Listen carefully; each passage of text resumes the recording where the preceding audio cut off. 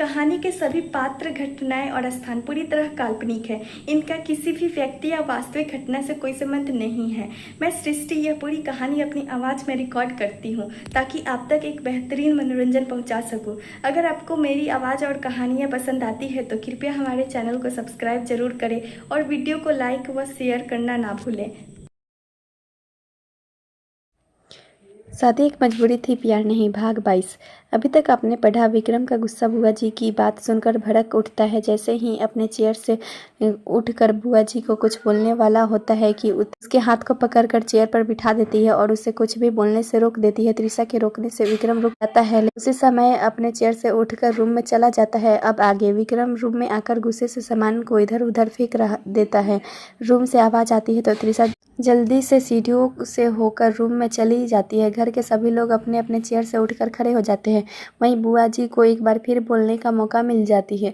बुआ जी ऊपर विक्रम के रूम को देख कर, बुआ जी इतना गुस्सा भी ठीक नहीं है। आखिर नुकसान किसका हो रहा है? गुस्से से सामान को तोड़ना फोड़ना अच्छी बात थोड़ी है। दादी माँ बुआ जी को गुस्से से और विकी को गुस्सा किसकी वजह से आया है? सस्सी। बुआ जी, लो जी, मैंने सही बातें तो कहा है। आपकी पसंद है ना आपकी लाडली त्रिशा? दादी माँ, हाँ त्रिशा मेरी पसंद है। क्यों, तुम्हें मिर्ची लग रही है कि मैं पसंद इतनी अच्छी है? बुआ जी मुंह बनाते हुए, मुझे क्यों मिर्ची लगेगी माँ? आपको हमेशा ऐसा क्यों लगता है जैसे मैं इतनी बुरी हूँ? आप पापा जी जिंदा थे फिर भी आपका और मेरा रिश्ता अच्छा नहीं था, लेकिन उसके जाने के बाद आप तो मुझे समझ सकती है ना? दादी माँ का कड़क लहजे में, ससी, ताली एक हाथ से कभी नहीं बजती है। मैंने कहने का साफ मतलब है कि तुमने मुझे कभी भी पूरे दिल से माँ समझा ही नहीं। मुझे आज तक शर्मिंदगी महसूस होती है कि मैंने तुम जैसी बेटी को जन्म दिया है, जिसे ना तो रिश्ते नातों की कोई अहमियत रही है और ना ही अपने घर परिवार की। बुआ जी और कुछ बोलना चाहती थी कि लेकिन दादी माँ ने अपना हाथ दिखाकर उन्हें कुछ भी बोलने से रोक दिया। दादी माँ, बस ससी, और एक लफ्ज़ भी आगे मत बोलना, नहीं तो आज का दिन हम दोनों के लिए यादगार बन जाएगा। हम दोनों के बीच में जो माँ बेटी के रिश्ते हैं उस पर ग्रहण लग जा सकती है। बुआ जी गुस्से से अपने पैर पटकते हुए अपने रूम में चली जाती हैं। बुआ जी के वहाँ से जाने के बाद देविका जी दादी माँ को लेकर विक्रम के रूम में जाती हैं। त्रिशा रूम में विक्रम को संभालने की कोशिश कर रही थी, लेकिन आज विक्रम का गुस्सा शांत होने का नाम ही नहीं ले रहा था। दादी माँ और देविका भी रूम में पहुंच जाती हैं और देखती हैं कि विक्रम का गुस्सा चेहरे से लाल हो गया है। त्रिशा उसके हाथ को पकड़ रखी थी और उसे समझा रही थी। दादी माँ विक्रम के सामने आकर, विक्की शांत हो जाए। इस तरह से कोई बाहर का आकर कुछ भी बोल कर चला जाएगा तो इसका मतलब ये तो नहीं है कि हम उस बाहर वाले की बात को सुनकर खुद को नुकसान पहुंचाने की कोशिश करेंगे। विक्रम लाल आंखों से दादी माँ को देखता है। विक्रम, दादी माँ, बुआ जी ने मेरी त्रिशा के बारे में बुरा भला कहा है। उनको कोई हक नहीं बनता है मेरी बीवी को बारे में कुछ भी बोलने की। आज त्रिशा ने मुझे रोका नहीं होता तो मैं बुआ जी को आज उनकी औकात दिखा देता। दादी माँ, उनकी उसकी ज़रूरत नहीं है विकी। मैंने उसे आज बहुत कुछ बोल दिया है।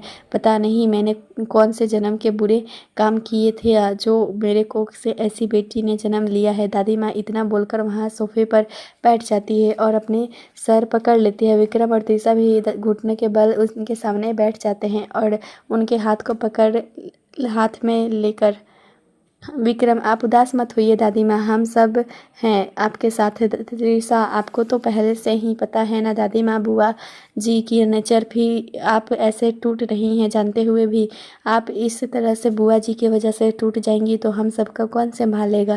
दादी माँ रुआसा होकर त्रिशा के गाल पर अपना हाथ रख कर, दादी माँ, आज शशि ने बिल्कुल भी ठीक नहीं किया। जब से इस घर में वापस आई है तब से तुम दोनों को ही सबसे ज़्यादा बुरा भला बोल रही है। उसे पता है कि तुम्हें इसे घर के आने की परमिशन दिया है, फिर भी उसे तो तुम्हारा शुक्रगुजार होना चाहिए कि कोई तो है जो उसे अभी भी मान सम्मान दे रही है। त्रिशा, बुआ जी हम लोगों से बड़ी हैं दादी माँ, उनके मुंह से निकला हुआ हर शब्द हमारे लिए आशीर्वाद की तरह है। दादी माँ त्रिशा के सर पर हाथ फेरते हुए, बांके बिहारी जी ने तुझे किस मिट्टी से बनाया है त्रिशा बेटा? तेरे दिल में हर किसी के लिए एक सामान्य या अभाव है। शशि को तुझसे सीखना चाहिए कि बड़ों और छोटों से किस तरह से पेश आते हैं। दादी माँ कुछ देर बाद अपने रूम में चली जाती। विक्रम त्रिशा के गोदी में सिर रखकर फ्लोर पर बैठा हुआ था। त्रिशा सोफे पर बैठकर उसके सिर को सहला रही थी। त्रिशा, विक्रम जी, आज तो आपने मुझे डरा दिया था। आपका गुस्सा आज काफ़ी बढ़ गया था। विक्रम, कोई भी तुम्हारे बारे में कुछ बोलता है तो मुझे अच्छा नहीं लगता है जान, और जबकि तुम्हारी कोई गलती ही नहीं रहती है। त्रिशा विक्रम के मूड को ठीक करने के लिए उसे याद दिलाती है कि उन दोनों को हॉस्पिटल बाबा से मिलने जाना था। विक्रम जल्दी से उठकर खड़ा हो जाता है। विक्रम, हाँ यार, तुमने याद दिला दिया।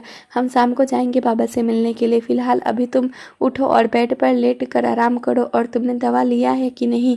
मेरे गुस्से की वजह से तुम दवा लेना तो नहीं भूली ना?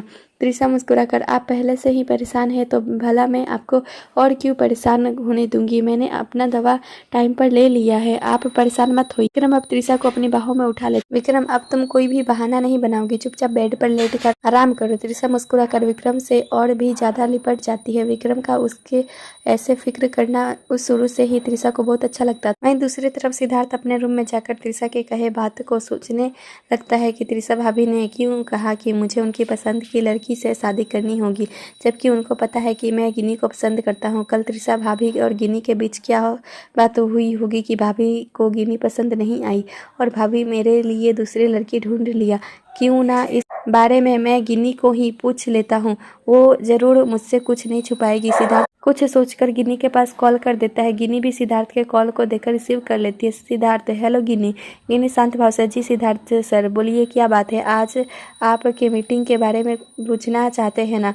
मैंने उसकी तैयारी अच्छे से लिया है, आपको बस ऑफिस पहुंचने की देरी है। सिद्धार्थ हिचकते हुए, गिनी मेरी बात सुनो, मैं मीटिंग के बारे में जानने के लिए कॉल नहीं किया है। गिनी, अच्छा तो फिर आप ये बताइए कि कॉल किया होंगे कि आज आप ऑफिस नहीं आ रहे हैं और मीटिंग को कल तक पोस्ट करना होगा। आप बिल्कुल भी चिंता मत कीजिए सर, मैं सब संभाल लूंगी। सिद्धार्थ थोड़े कड़क लहजे में और चिल्लाकर, गिनी पहले मेरी बात तो सुन लो फिर बोल। सिद्धार्थ की कड़क आवाज सुनने शांत हो जाती है और चुपचाप उसकी बात को सुनती है। सिद्धार्थ, कल तुम्हारी और त्रिशा भाभी के बीच क्या बातचीत हुई थी? गिन्नी, क्या हुआ सिद्धार्थ जी, त्रिशा ने कुछ कहा है क्या? सिद्धार्थ हिचकते हुए, तुमने बताया नहीं कि तुम दोनों के बीच क्या बात हुई थी? गिनी, ऐसे तो कुछ भी बात नहीं हुई थी, हम दोनों के बीच मनमुटाव या बहस वाली बात। आप बताइए ना क्या हुआ है? सिद्धार्थ, अच्छा तो फिर भाभी ऐसा क्यों बोल रही है कि उन्होंने मेरे लिए लड़की देख रखी है? गिनी को अब समझ आया कि सिद्धार्थ की बातें। गिन्नी भी सिद्धार्थ के मजे लेने के लिए बोलती है कि हाँ, त्रिशा मुझे भी बता रही थी कि उसने आपके लिए एक संस्कारी और गुणी लड़ी हुई, उसने उस लड़की तो नहीं बताया, अगर बोल रही थी कि वो खूबसूरत है। क्या आपको त्रिशा ने उस लड़की का नाम बताया है? त्रिशा, नहीं, त्रिशा भाभी ने मुझे कुछ नहीं बताई है। गिनी खुश होकर, जरूर त्रिशा आपको सब देने के बारे में रही होगी। वाह सिद्धार्थ सर, आप कितने लकी हैं। मुझे भी आप बताइएगा कि आपके होने वाले मिसेस सिंघानिया का नाम। सिद्धार्थ बीच में रोकता है। गिनी, हाँ सर। सिद्धार्थ, मुझे किसी दूसरी लड़की से शादी नहीं करनी है। गिनी को बड़ी जोर से हंसी आ रही थी, फिर अपनी हंसी को रोकते हुए, गिनी, क्यों सर, क्या हुआ? दूसरी लड़की मतलब आप किसी और लड़की से शादी करना चाहते थे क्या? सिद्धार्थ थोड़े गुस्से में, तुम इस तरह से जानकर भी अनजान क्यों बन रही हो? तुमको अच्छी तरह से पता है कि मैं तुमसे प्यार करता हूँ और तुम्हें से शादी करना चाहता हूँ, लेकिन पता नहीं हमारी और त्रिशा भाभी के बीच में क्या बात हुई है कि उन्होंने मेरे लिए दूसरी लड़की ढूंढ लिया। गिनी, आई लव यू यार, मैं सिर्फ तुमसे प्यार करता हूँ और तुम्ही से शादी करना चाहता हूँ। तुम ही त्रिशा भाभी को समझा सकती हो। गिनी को नहीं लगा था कि सिद्धार्थ उससे अपने प्यार का इजहार कर देगा। अपनी मुँह फाड़े मोबाइल को कान पर टिकाए भूत बनकर खड़ी हुई थी। फिर सिद्धार्थ की आवाज़ सुनकर उसकी तंद्रा टूटती है। सिद्धार्थ, गिनी तुम कुछ बोल क्यों नहीं रही हो? तुम मेरी बात सुन रही हो ना? अब गिनी की हकलाने की बारी थी। हकलाते हुए गिनी बोलती है, गिनी, जी सर, मैं सुन रही हूँ। सिद्धार्थ, तुम सुन रही हो तो तुम कुछ बोल क्यों नहीं रही हो? मैं अभी तुमसे अपने प्यार का इजहार किया है, इसका आंसर तो दो। अब गिनी के अंदर गुस्वम्स आ रहे थे। गिनी अपने मन में, मैं अभी कैसे आंसर दे सकती हूँ? मैं थोड़ी ना सिद्धार्थ जी से प्यार करती हूँ, मैं तो सिर्फ और सिर्फ मम्मी और सब की खुशी के लिए सिद्धार्थ जी से शादी करने के लिए रेडी हूँ। सिद्धार्थ कुछ देर तक गिनी के बोलने का इंतजार करता है, लेकिन गिनी उससे कुछ नहीं बोलती है तो सिद्धार्थ समझ जाता है कि गिनी उससे प्यार नहीं करती। सिद्धार्थ उदास होकर, इट्स ओके गिनी, मैं समझ सकता हूँ, कोई किसी को ज़बरदस्ती प्यार करने के लिए मजबूर तो नहीं कर सकता है ना। अपना ख्याल रखना, बाय बोलकर सिद्धार्थ कॉल कट कर देता है। सिद्धार्थ का कॉल कट हो जाने पर गिनी अपने मोबाइल को ही घूमती रहती है। गिनी अपने मोबाइल को देखते हुए, आई एम सॉरी सर, मैं आपके प्यार के इजहार का जवाब अभी नहीं दे सकती हूँ। मुझे कुछ वक्त की ज़रूरत है। अभी किसी को दिल से निकाल कर फिर दूसरे के बारे में सोचना थोड़ा वक्त तो लगता है ना। शाम का वक्त विक्रम तिरिसा को लेकर हॉस्पिटल गया था बाबा से मिलने के लिए। बाबा को जब पता चलता है कि वहाँ नाना बनने वाला है तो बहुत खुश होता है। बाबा तिरिसा विक्रम के सर पर हाथ फेरते हुए, बाबा तुम दोनों ने अपने बाबा को इतनी बड़ी खुशी दिया है बेटा, मैं बहुत खुश हूँ तुम दोनों के लिए, इसलिए रिटर्न्स में मैं भी तुम दोनों को कुछ देना चाहता हूँ। बाबा की बात सुनकर तिरिसा और विक्रम दोनों एक दूसरे को देखने लगे। बाबा ने मुस्कुराते हुए दोनों से कहा, तुम दोनों एक दूसरे को देखकर हैरान क्यों हो रहे हो, मैं बताता हूँ तुम दोनों को।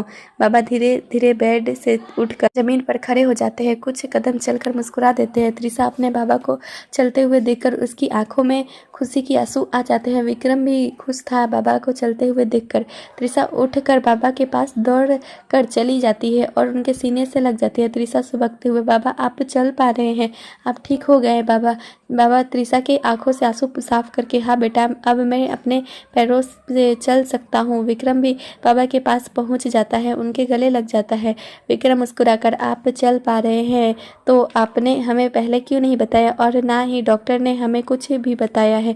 बाबा हंसते हुए, क्योंकि विक्रम बेटा मैंने ही डॉक्टर को मना किया था, मैं चाहता था कि तुम दोनों को सरप्राइज दूं। तिरिसा आप बिल्कुल ठीक है ना बाबा, कहीं चलने पर आपको दर्द तो नहीं हो रहा है ना।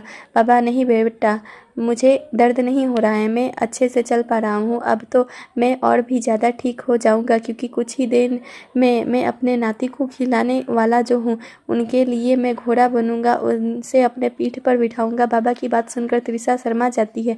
विक्रम डॉक्टर के केबिन में चला जाता है बाबा के डिस्चार्ज के लिए बात करने के। डॉक्टर मिस्टर सिंघानिया, आप उन्हें कल डिस्चार्ज करवा कर घर ले जा सकते हैं, अब वो पूरी तरह से ठीक हो गए हैं, ऐसा कोई भी दिक्कत नहीं है उनके पैरों में। विक्रम डॉक्टर को थैंक यू बोलता है। डॉक्टर मिस्टर सिंघानिया, ये तो हमारा फ़र्ज है हर पेशेंट का ख्याल रखना, उनका ट्रीटमेंट करना। विक्रम, फिर भी डॉक्टर साहब आपने नामुमकिन को मुमकिन कर दिया खाया है। बाबा और तिरिसा ने पहले ही हिम्मत हार चुके थे, उनके साथ मैं भी हिम्मत हार चुका था, फिर भी जब मैंने आपसे बात की तो मुझे पूरा यकीन हो गया कि अब बाबा पूरी तरह से ठीक हो जाएंगे। डॉक्टर मुस्कुरा रहा था विक्रम की बातें सुनकर। डॉक्टर से मिलने के बाद विक्रम अब बाबा के वार्ड में आ जाता है। तिरिसा और बाबा को बैठकर बातें करते देख विक्रम उन दोनों के पास चला जाता है। विक्रम तिरिसा से, तिरिसा कल बाबा को डिस्चार्ज मिल जाएगा, हम कल उन्हें घर लेकर जा सकते हैं। तिरिसा मुस्कुराकर हाँ में सिर हिला देती है। तिरिसा बाबा के हाथ को पकड़कर, बाबा आप कुछ दिन हमारे साथ सिंघानिया विला में रहनेंगे ना।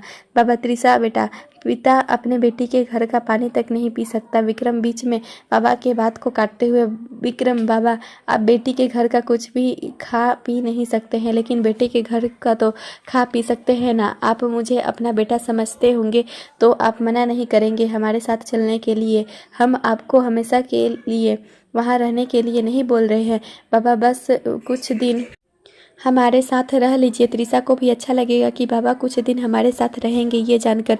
बाबा एक नज़र तिरिसा को देखते हैं। तिरिसा के नम आंखों को देखकर विक्रम के बात को मान जाते हैं। बाबा मुस्कुराकर, ठीक है बेटा, आप दोनों इतना फोर्स कर रहे हैं तो मैं कुछ दिन के लिए सिंघानिया विला में रहूँगा, बस कुछ दिन। हाँ। तिरिसा हाँ में सर हिलाकर अपने बाबा के गले लग जाती है। तिरिसा, थैंक यू सो मच बाबा, आपने हमारे साथ कुछ दिन रहने के बारे में सोचा। विक्रम, बाबा मैं कल सुबह आपको लेने आऊँगा। कुछ देर बाद तिरिसा और विक्रम बाबा से मिलकर जा रहे थे कि डॉक्टर उन्हें पीछे से आवाज़ दिया, डॉक्टर मिस्टर सिंघानिया प्लीज़ एक मिनट सुनिए मेरी बात। तिरिसा और विक्रम पीछे पलट कर देखते हैं तो वो दोनों पहचान जाते हैं उस डॉक्टर को। तिरिसा, विक्रम सर, विक्रम जी, यह तो वही डॉक्टर है ना जो विभा जी की देखभाल करती है। विक्रम, हाँ जरूर, विभा के बारे में कुछ बात करने वाले हैं। तिरिसा और विक्रम दोनों उस डॉक्टर के पास पहुंच जाते हैं जो कुछ सेकंड पहले दोनों का आवाज़ दिए थे। विक्रम, क्या बात है डॉक्टर साहब, आप कुछ कहना चाहते हैं? डॉक्टर मुस्कुराकर, मिस्टर सिंघानिया आप लोगों के लिए एक गुड न्यूज़ है। तिरिसा हैरानी से, प्लीज़ बताइए ना आप क्या कहना चाहते हैं? डॉक्टर तिरिसा को देखकर, मिसेस सिंघानिया वो कोमा वाले पेशेंट हैं ना, अभी 2-4 दिन से उनकी हालत में सुधार हो रहा था, उनकी हालत को देखकर ऐसा लगता है जैसे वो बहुत जल्द ठीक हो जाएंगे। करके उनका रिजल्ट बहुत जल्द देखने को मिलेगा। आप मेरी माने तो उस बच्चे को किसी दिन उनसे मिलवाने ले आइए। त्रिशा, क्या आप सच बोल रहे हैं डॉक्टर साहब? हम उनसे मिल सकते हैं अभी? डॉक्टर, हाँ, आप उनसे मिल सकते हैं, क्योंकि जब से आप लोग उनसे मिलने आ रहे हैं तब से उनकी हालत में सुधार आ रहा है। आप कभी कभी टाइम निकाल कर उनसे मिलने आते रहिए। पंके बिहारी जी चाहे तो बहुत जल्द उन्हें होश में आ सकता है। डॉक्टर उन दोनों को विभा के वार्ड में ले जाते हैं। त्रिशा विभा के पास जाकर उसे देखती है। त्रिशा के हाथ अपने हाथ में ही उसके सर पर चली जाती है और सहलाने लगती है। त्रिशा, विभा जी, आपको तो बहुत जल्द ठीक होना ही है। आप हिम्मत मत हारिए, हम हैं आपके साथ। और हमारा क्रिस भी तो है, देखना। आप सब जब होश में आएंगे तो सबसे पहले क्रिस के बारे में सोचेंगे। क्रिस बहुत प्यारा बच्चा है, सबको अच्छे से कहना मानता है। वहाँ पर बैठी नर्स भी बोल पड़ती है। नर्स मैडम, आपको पता है हम लोग ऐसे कई पेशेंट को देखते हैं जो कोमा में रहते हैं। उनके परिवार वाले, रिश्तेदार सब मिलने आते हैं और उन्हें ढेर सारी बातें करते हैं, फिर भी कोमा में रहे पेशेंट कोई भी रिएक्ट नहीं करता। मैंने पहली बार इस पेशेंट को किसी के कुछ बोलने से रिएक्ट करते हुए देखा है। लगता है आप लोगों का रिश्ता बहुत पवित्र है, जो अपनों का एहसास मात्र से उनको जाने अनजाने में यकीन दिलाता है कि हम बहुत जल्द मिलेंगे। आप बस इंतजार करना। डॉक्टर नर्स बिल्कुल सही कह रही हैं मिसेस सिंघानिया। कुछ देर बाद त्रिशा और विक्रम विभा से मिलकर घर के लिए निकल जाते हैं। रास्ते में त्रिशा विक्रम के हाथ में सिर रखकर उससे बातें कर रही थी। त्रिशा, आज बाबा के चेहरे की खुशी को देखकर मुझे बहुत अच्छा लगा विक्रम जी। विक्रम त्रिशा के सर पर किस करके, हाँ देखा मैंने भी तुम्हारे चेहरे की खुशी और बाबा के चेहरे की खुशी भी। त्रिशा विक्रम को देखते हुए, और ये सब आपकी वजह से पॉसिबल हो पाया विक्रम जी। आप बाबा को जिद करके उनका इलाज नहीं करवाते तो बाबा ऐसे ही दूसरे के सहारे ही हमेशा रहते, लेकिन वह अब अपने पैरों पर चल फिर पा रहे हैं तो मुझे भी उनका ज़्यादा फिक्र नहीं रहेगी। विक्रम गाड़ी ड्राइव करते हुए, तुम बाबा की टेंशन मत लो जान, मैं उनके लिए सब अरेंजमेंट करवा दूंगा। बाबा नहीं मान रहे हैं हमारे साथ रहने के लिए तो कोई बात नहीं, उनको किसी भी चीज़ की कोई परेशानी नहीं होगी। त्रिशा मुस्कुराते हुए विक्रम के गाल पर किस कर देती है। विक्रम मुस्कुरा, हाँ सब समझ गया मैं, हम दोनों का सीक्रेट, थैंक यू बोलने का। त्रिशा विक्रम के हाथ को जोर से जकड़ लेती है। विक्रम, मैंने एक लेडी डॉक्टर से तुम्हारी अपॉइंटमेंट ले लिया है, कल हम दोनों चेकअप के लिए जाएंगे। त्रिशा, हमने तो मनाली में दिखा लिए थे ना लेडी डॉक्टर को, फिर यहाँ दोबारा क्यों चेकअप के लिए जाएंगे? विक्रम गाड़ी का गियर चेंज करते हुए, मुझे तुम्हें यहाँ के डॉक्टर से चेकअप करवाना है। मनाली हमारा शहर थोड़ी ना है, हमारा शहर तो जयपुर है और मुझे अपने शहर के डॉक्टर पर ज़्यादा भरोसा है। दोनों बातें करते हुए सिंघानिया विला पहुंच जाते हैं। रात के अभी 8 बज रहे थे। दादी माँ अकेली ही लिविंग हॉल में बैठी हुई थी। त्रिशा और विक्रम उनके पास चले जाते हैं। दादी माँ ने दोनों को हॉस्पिटल से आते देखा तो पूछते हैं कि अब त्रिशा के बाबा कैसे हैं। खुश होकर दादी माँ को बाबा की सारी बातें बता देती है। दादी माँ भी जानकर खुश होती है कि त्रिशा के बाबा अब ठीक हो गए हैं, अपने पैरों से खुद ही चल सकते हैं। उन्होंने दोनों हाथ को जोड़कर बांके बिहारी जी का धन्यवाद किया। दादी माँ, अब त्रिशा के बाबा यहीं रहेंगे, हम उन्हें अकेले नहीं रहने देंगे। विक्रम, दादी माँ, बाबा ने बड़ी मुश्किल से हम लोगों के साथ रहने को हाँ बोले हैं, सिर्फ और सिर्फ त्रिशा के खुशी की खातिर, वरना बाबा तो बोल रहे थे कि बेटी के बाप को बेटी के घर का पानी भी नहीं पीना चाहिए। दादी माँ, विक्की बेटा, हम लोग पुराने ज़माने के लोग हैं, हमारे ज़माने में सच में बाप बेटी के घर का पानी तक नहीं पीते थे। त्रिशा के बाबा का कहना भी सही है। तीनों बातें कर रहे थे कि उन्हें पता चलता है कि पूरब और सिद्धि अपने घर जा चुके हैं। त्रिशा, एक दिन और नहीं दोनों रुक सकते थे क्या? कल सुबह जाने चाहते? दादी माँ, मैंने भी दोनों को यही कहा मगर पूरब माना ही नहीं। त्रिशा दादी माँ से, आप उन दोनों की फिक्र मत कीजिए दादी माँ, मैं दोनों से बात कर लूँगी। थोड़ी देर बाद सभी डिनर करके अपने रूम में चले जाते हैं। त्रिशा क्रिस को थपकी देकर सुला रही थी। क्रिस को देखकर त्रिशा को विवाह की याद आ जाती है। त्रिशा क्रिस को सुलाते हुए अपने मन में, क्रिस बेटा, आप बहुत लकी हैं कि आपकी मम्मी पापा वरुण जी, विधि जी है। आपको बचाने के लिए उन्होंने अपना बलिदान दे दिया। आप जब भी बड़े होंगे तो अपने मम्मी पापा का कर्ज चुकाना क्रिस बेटा। कुछ देर और रुक कर त्रिशा क्रिस के रूम का दरवाज़ा बंद करके अपने रूम में चली जाती है। विक्रम अभी तक अपने स्टडी रूम में अपना काम कर रहा था। त्रिशा भी वहाँ चली जाती है और देखती है कि विक्रम अपना काम करने में बिजी था। त्रिशा जब विक्रम के करीबी पहुँचती तो विक्रम अपनी नज़रें उठाकर त्रिशा को देखा। विक्रम जान, तुम अभी तक नहीं सोई हो? त्रिशा, मुझे आपके बगैर नींद नहीं आती है विक्रम जी। विक्रम, ठीक है, हम रूम में चलते हैं। विक्रम त्रिशा को लेकर रूम में आ जाता है, उसे अपने बाहों में भरकर सो जाता है। सुबह से मैं त्रिशा के पास गिनी का कॉल आती है। त्रिशा कॉल रिसीव करके, हाँ बोल गिनी, क्या बात है, सब ठीक है ना? गिनी, त्रिशा तू अपने देवर को क्या बोल दी है कि मेरे पास कॉल करके पूछ रहा है कि ये कि तुमने अपने लिए कोई दूसरी लड़की पसंद कर रखी है शादी के लिए? त्रिशा हंसते हुए, हाँ मैंने सिद्धार्थ के लिए दूसरी लड़की पसंद कर रखी है। तू तो अभी घर में किसी को भी कुछ भी बताने के लिए मना कर रखी थी, इसलिए मैंने घर पर किसी को भी नहीं बताया कि वो लड़की तू है। ऐसे में सिद्धार्थ जी को भी तो मिर्ची लगानी है ही हैं, बेचारा सिर्फ और सिर्फ तेरी वजह से परेशान है। सुबह से जब मैंने सबको बताया कि मैंने सिद्धार्थ जी के लिए लड़की देख रखी है तो सबका चेहरा देखने लायक था गिनी, और तुझे बड़ा मज़ा आया होगा गिनी। त्रिशा गिनी के मज़े लेते हुए, हाँ लेकिन तुझे क्यों मिर्ची लग रही है? और वो समझा, अब ये भी तेरे ससुराल होने वाला है इसलिए ना? इतना बोलकर त्रिशा खिलखिलाकर हंसने लगी। गिनी हकलाते हुए, नहीं यार ऐसी बात नहीं है, मैं तो सिर्फ तेरे बारे में सोच रही थी, क्योंकि तुझे भी अच्छा नहीं लगता है ना कि कोई भी तेरे ससुराल के बारे में कुछ भी कहे। त्रिशा, अच्छा तू यह सब छोड़, मैं तुझे खुशखबरी सुनाती हूँ। त्रिशा, गिनी मुस्कुराकर, तुमने तो पहले ही खुशखबरी सुना दी, फिर तू किस खुशखबरी की बातें कर रही है? त्रिशा, मैं बाबा की बारे में बात कर रही हूँ पागल। तुझे पता है बाबा अब अपने पैरों में चल पा रहे हैं। गिनी खुश होकर चहकते हुए, तू सच बोल रही है ना त्रिशा? देख तू मेरे साथ प्रैंक मत करना। त्रिशा, गिनी मैं सच बोल रही हूँ, मैं तुझसे झूठ क्यों बोलूँगी भला? आज शाम को आ जाना तू बाबा से मिलने के लिए, बाबा यहीं सिंघानिया विला में कुछ दिन रहेंगे। गिनी, तुम मुझे नहीं बुलती आने के लिए, फिर भी मैं बाबा से मिलने ज़रूर आती। त्रिशा हंसते हुए, हाँ अब तुझे बस बहाना चाहिए अपने होने वाले ससुराल आने के लिए। गिनी, तुझे नहीं लगता तू मेरी कुछ ज़्यादा ही टांग खींच रही है? गिनी की बात सुनकर त्रिशा एक बार जोर से हंस पड़ती है। त्रिशा हंसते हुए, तू भी अजीब है गिनी, मैं तो यहाँ सिंघानिया विला में हूँ और तू वहाँ अपने घर पर, फिर भी मैं तेरी टांग कैसे खींच सकती हूँ? गिनी, मिसेस सिंघानिया बनकर तू कुछ ज़्यादा ही नहीं इतरा रही है? त्रिशा, हाँ और तू भी तो बहुत जल्द मिसेज सिद्धार्थ सिंघानिया बनने वाली है, फिर तू भी इतराएगी और मैं तुझे बोलूँगी। गिनी, अब मैं तुझे बातों में हरा नहीं सकती, इसलिए मैं अपनी वाणी को यहीं विराम देती हूँ और शाम को मिलती हूँ। त्रिशा फिर मजाक करती है, मैं मम्मी जी को बोल देती हूँ कि वह अपने होने वाली छोटी बहू का स्वागत करने के लिए रेडी हो जाए। गिनी जल्दी से, अरे नहीं त्रिशा प्लीज़, तू अभी कुछ मत बताना घर पर, या फिर मैं पहले की तरह वहाँ नहीं आ पाऊँगी। त्रिशा अब सीरियस हो जाती है गिनी की बात सुनकर। त्रिशा, एक ना एक दिन तो सबको पता चलनी ही है, तो आज क्यों नहीं मैं घर सबको बता देती हूँ कि तू सिद्धार्थ जी से शादी करने के लिए रेडी है। देख गिनी, मैं अब ना नहीं सुनूंगी, मैं बताने वाली हूँ घर पर। गिनी त्रिशा को रोकते हुए, त्रिशा प्लीज़ आज जाने दे, तू कल सबको बता देना, क्योंकि मैं अंकल से मिलने आऊँगी सिंघानिया विला और मैं सबके चेहरे को फेस नहीं करना चाहती हूँ। और वैसे भी तू तो अच्छी तरह से पता है ना कि होने वाली दुल्हन अपने शादी से पहले ससुराल नहीं जा सकती, तू कल सबको बता देना।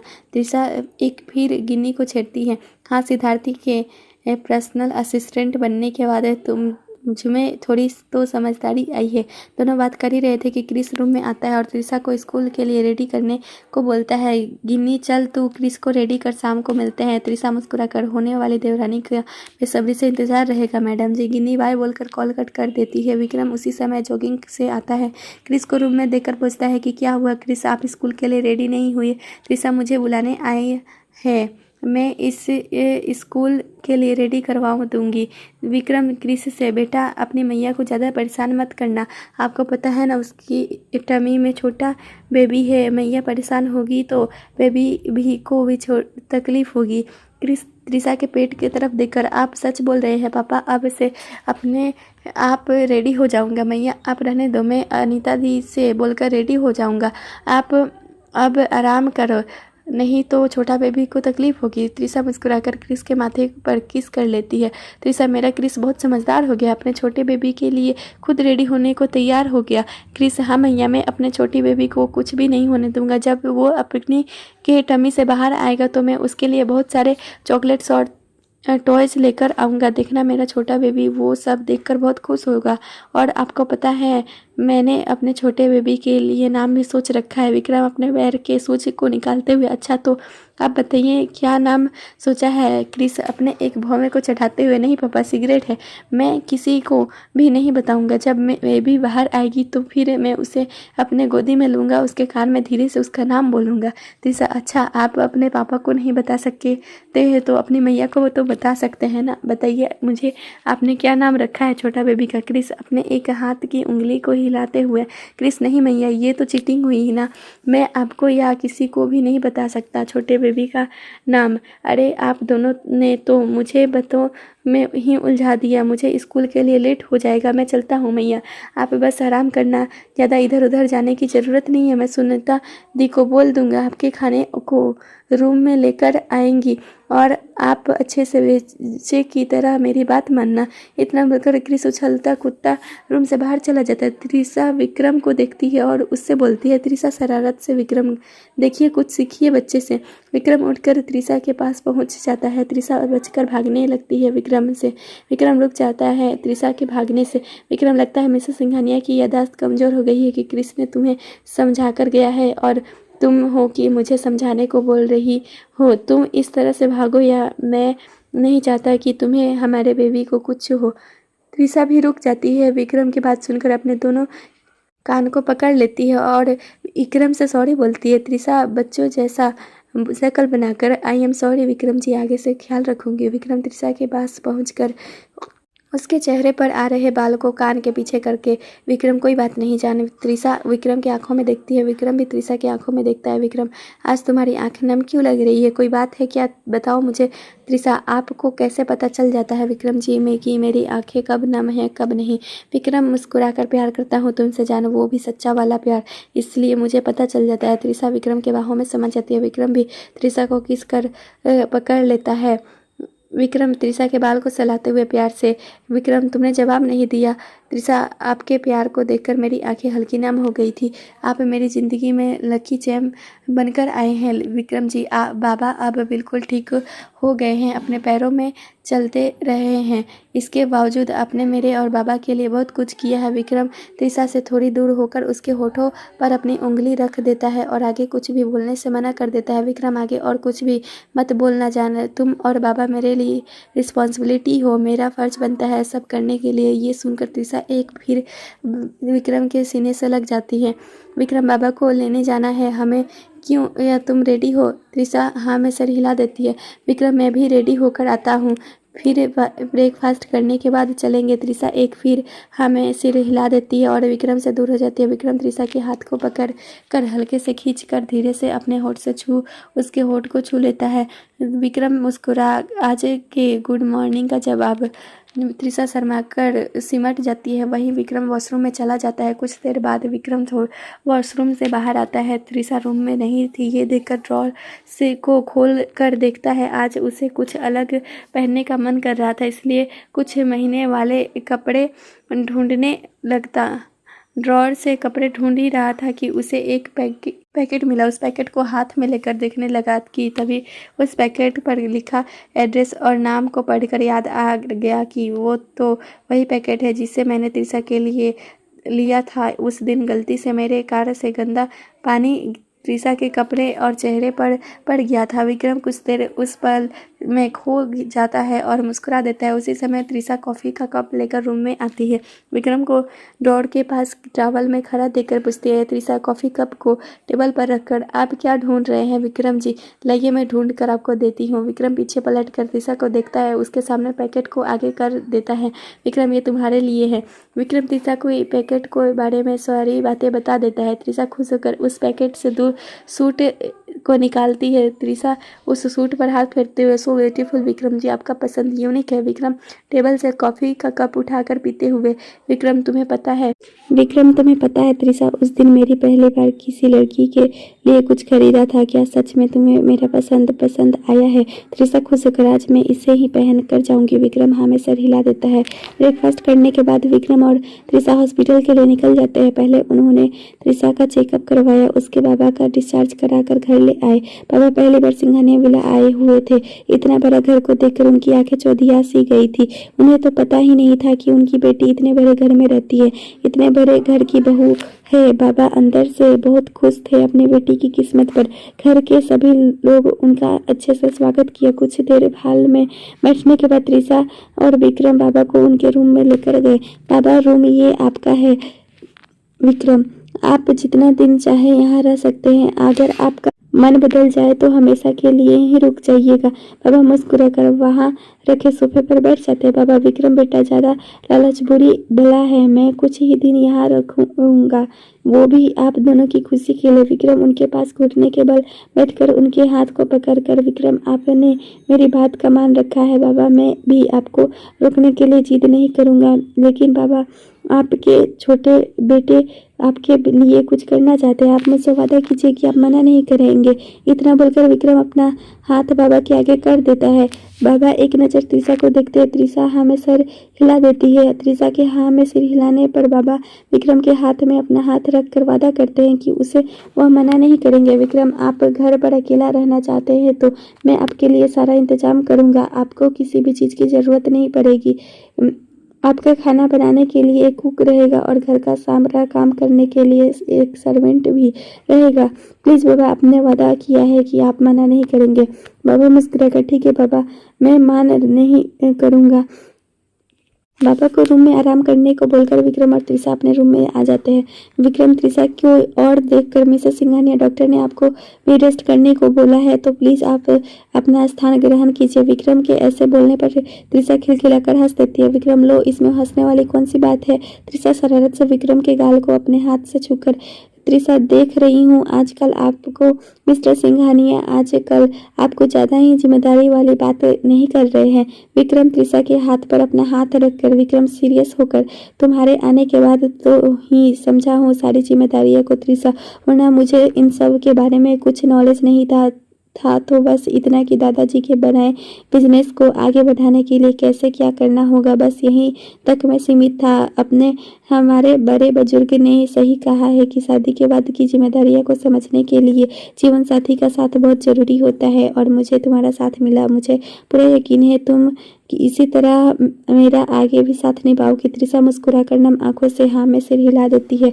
विक्रम उसके फोरहेड पर अपना होठ रख देता है, साथ में थैंक यू बोलता है। त्रिशा विक्रम के गले से झट से लग जाती है। विक्रम शरारत से मुस्कुराकर, तुम्हारी इस तरह से मुझसे बात पर चिपकना मुझे कंट्रोल से बाहर कर देता है जान।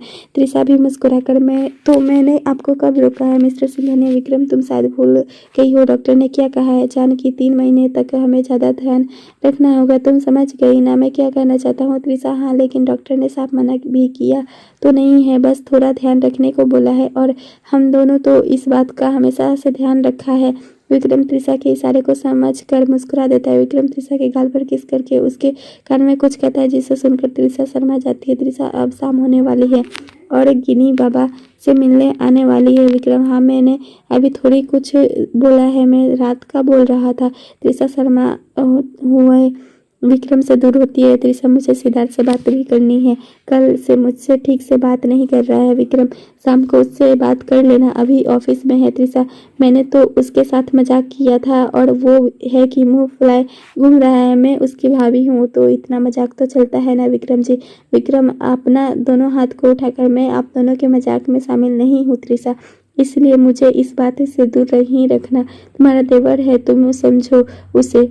त्रिशा मुंह बनाते हुए, विक्रम जी, आप इस तरह से मेरा साथ नहीं छोड़ सकते हैं। विक्रम सोफे पर बैठे हुए, मैंने तुम्हारा साथ कहाँ छोड़ा है त्रिशा? मैं तो देवर भाभी के बीच हुई बात पर बोल रहा हूँ। तुम सिद्धार्थ को गिनी के बारे में सच बता दो, फिर देखना सिद्धार्थ खुश होकर तुम्हारे पैर धोकर रोज पिएगा। त्रिशा भी अब विक्रम के बगल में आकर बैठ जाती है। त्रिशा, हाँ, मैं बताना चाहती हूँ, लेकिन गिनी ने ही मना किया है अभी किसी को कुछ भी बताने के लिए। वह चाहती है कि आज मैं किसी को भी ना बताऊं, मैं सबको कल बताऊं। शाम को गिनी सिद्धार्थ के साथ बाबा से मिलने सिंघानिया विला आती है। बाबा से मिलकर उससे भी बहुत खुशी होती है। गिनी को कुछ देर वहीं रुकती है, फिर त्रिशा ही सिद्धार्थ को बोलकर गिनी को घर ड्रॉप करने को बोलती है। सिद्धार्थ गिनी को घर ड्रॉप कर देता है, लेकिन दोनों के बीच ज़्यादा बातें नहीं होती है। गिनी समझ रही थी सिद्धार्थ की उदासी को, फिर भी उसे सब सच नहीं बता पा रही थी। रात में त्रिशा सोने जा रही थी कि उसके के पास गिनी का कॉल आती है। त्रिशा कॉल उठाकर गिनी से बात करती है। कुछ देर तक दोनों बात करते हैं, फिर कॉल कट कर देते हैं। विक्रम इस वक्त अपने स्टडी रूम में ऑफिस का काम कर रहा था। त्रिशा विक्रम के पास कुछ मैसेज टाइप करके भेज देती है। उसके बाद सिद्धार्थ से बात करने की उसके रूम की ओर चल देती है। सिद्धार्थ के रूम का दरवाजा नॉक करती है तो सिद्धार्थ दरवाजा खोलता है। सामने त्रिशा को खड़ा देख उससे पूछता है सिद्धार्थ, क्या हुआ त्रिशा भाभी, सब ठीक तो है ना? कुछ काम था क्या जो इस वक्त मुझसे मिलने आई है? त्रिशा मुस्कुरा कर, अंदर जाने को नहीं बोलोगे या यहीं पर खड़े होकर बात करेंगे? त्रिशा सिद्धार्थ अपनी गलती मानते हुए, ओ सॉरी भाभी, आइए ना अंदर। त्रिशा अंदर जाकर सोफे पर बैठ जाती है। सिद्धार्थ भी उससे थोड़ी दूरी पर बैठ जाता है। त्रिशा, क्या हुआ सिद्धार्थ जी, आप मुझसे ठीक से बात नहीं कर रहे हैं, आप मुझसे गुस्सा हैं क्या? सिद्धार्थ उदास होकर, नहीं भाभी, बस ऐसे ही, आजकल ऑफिस में काम बहुत ज़्यादा बढ़ गया है, इसलिए किसी से ठीक से बात करने का टाइम ही नहीं मिल रहा है। मैं आपसे गुस्सा क्यों रहूँगा? आपने बताया नहीं आप इस वक्त यहाँ क्यों आई हैं? त्रिशा मुस्कुरा कर, आपके लिए खुशखबरी लेकर आई हूँ सिद्धार्थ जी। सिद्धार्थ हैरानी होकर त्रिशा को देखता है। त्रिशा, आप ना घोड़ी पर चढ़ने का परफेक्ट कर लीजिए, क्योंकि आप बहुत जल्द घोड़ी पर चढ़ने वाले हैं और मुझे भी अपने देवर के साथ डांस करना है, जैसे हम आपके कोन में सलू भाई की भाभी अपने देवर के साथ गाना गा कर डांस करती है, कि ठीक वैसे ही मैं भी अपने देवर के बारात अपने फ्रेंड के घर लेकर जाऊंगी। सिद्धार्थ तो मुँह फाड़े त्रिशा की बातें सुन रहा था, त्रिशा को ही देख रहा था। जैसे त्रिशा की बातें खत्म होती है तो सिद्धार्थ हकलाते हुए उससे पूछता है, सिद्धार्थ, क्या आपने अब भाभी मेरी बारात अपने फ्रेंड के घर जाएगी? आपके कहने का क्या मतलब है भाभी, बताइए ना, क्या गिन्नी ने मुझसे शादी करने के लिए हाँ कह दिया है? त्रिशा, हाँ तो वो कब से तैयार है आपसे शादी करने के लिए, और एक आप है कि मुँह फुलाए घूम रहे हैं? सिद्धार्थ खुश होकर सच में त्रिशा में को छूकर सिद्धार्थ खुश होकर सच में त्रिशा के पैर को छूकर आशीर्वाद लेता है। सिद्धार्थ, भाभी आपके चरण कहाँ हैं? आपने इतनी खुशी दी है कि मैं आपके चरण छूकर आशीर्वाद लूँगा। त्रिशा अपना पैर हटाते हुए, अरे सिद्धार्थ जी, आप यह क्या कर रहे हैं? यह सब मत कीजिए प्लीज़। सिद्धार्थ आज इतना खुश था कि वो जाहिर ही नहीं कर पा रहा था। त्रिशा भी यही उम्मीद थी सिद्धार्थ की खुशी को लेकर। सिद्धार्थ खुद को नॉर्मल करके त्रिशा से पूछता है कि क्या गिनी ने कहा है कि वह मुझसे प्यार करती है? बताइए ना भाभी, गिनी ने ऐसा बोला है ना आपको? त्रिशा सिद्धार्थ से कुछ नहीं छुपाती, उससे की और गिनी के बीच जो भी बात हुआ था वह सब सिद्धार्थ को बता देती है। त्रिशा, सिद्धार्थ जी, जरूरी नहीं है कि पहले प्यार उसके बाद शादी हो, शादी के बाद भी प्यार हो सकता है ना। आपको तो पता है ना कि आपके भैया विक्रम जी और मेरी शादी भी ऐसे ही हुआ था, बिना प्यार के। शादी के बाद भी हम दोनों के एक दूसरे से प्यार हुआ है। देखना, गिनी को भी आप से शादी के बाद प्यार जरूर होगा, और आप तो उससे प्यार करते ही हैं। देखना, आपके प्यार ने गिनी को बहुत जल्द एहसास दिला। गिनी भी एक ना एक दिन आपसे अपने प्यार का इजहार जरूर करेगी। तब तक आपको इंतज़ार करना होगा। आप करेंगे ना सिद्धार्थ जी? सिद्धार्थ मुस्कुराकर हाँ में सिर हिला देता है। बुआ जी अपने रूम से निकल कर किचन की ओर जा रही थी। सिद्धार्थ के रूम से गुजर रही थी। सिद्धार्थ के रूम से त्रिशा की आवाज़ आती सुनकर बुआ जी कुछ देर सिद्धार्थ के रूम के पास खड़ी होकर उन दोनों की बातें सुनने की कोशिश कर रही थी, मगर उनकी बातें बाहर तक ठीक से नहीं सुनाई दे रही थी, जिस वजह से बुआ जी चिढ़ जाती है और उन दोनों को गलत समझने लगती है। उनके दिमाग में देवर भाभी के लिए रिश्ते की नेगेटिव छाप छोड़ जाती है। बुआ जी बड़बड़ाते हुए किचन की ओर चली जाती है। कुछ मिनट बाद अपने हाथ में पानी की बोतल लेकर फिर से सिद्धार्थ के रूम से गुजर ही रही थी कि दोनों की हंसी बाहर कमरे तक आ जाती है, जिससे सुनकर फिर बुआ जी बड़बड़ाती है, बुआ जी, इस घर में तो रिश्ते शर्मसार हुए जा रहे हैं, फिर भी किसी के कान में जू तक नहीं रेंग रहा है। माँ बड़ी बड़ी बातें करती रहती हैं, लेकिन उनको ये पता नहीं है कि घर में क्या हो रहा है। देवर भाभी के बीच सुबह की आरती देविका जी ने संभाल रखी थी। देविका जी और उनके पति अखिल रोज सुबह बांके बिहारी जी की आरती करती है। त्रिशा प्रेग्नेंट थी, जिस वजह से उसे अब आराम करने को घर वाले बोलते थे। सुबह में उसे जल्दी उठने को मना करते थे। डाइनिंग टेबल पर सभी बैठकर ब्रेकफास्ट कर रहे थे। बुआ जी की नज़र त्रिशा और सिद्धार्थ पर ही थी। दोनों के इशारे रही थी। सिद्धार्थ त्रिशा को इशारा करके बोलता है कि सभी को गिनी के बारे में बता दीजिए। गिनी रेडी है शादी करने के लिए। त्रिशा भी इशारे से हाँ में जवाब देती है। बुआ जानबूझकर त्रिशा से बोलते देवर भाभी के बीच क्या इशारे हो रहे हैं, इस बारे में घर वालों को भी पता होने चाहिए। त्रिशा मुस्कुरा कर कुछ भी तो इशारे नहीं हो रहे बुआ जी। बुआ जी अच्छा, इसका मतलब मेरी ही आंखें खराब है। आगे की कहानी अगले भाग में पढ़िए। तब तक के लिए धन्यवाद। मेरे साथ ही कहानी सुनिए दोपहर 12:30 बजे और दोपहर 3 बजे। अपनी समीक्षा देना ना भूलें। चैनल पर नए तो चैनल को सब्सक्राइब करें और सुनिए रोज एक नई कहानी। तब तक के लिए आप हमारे पूरे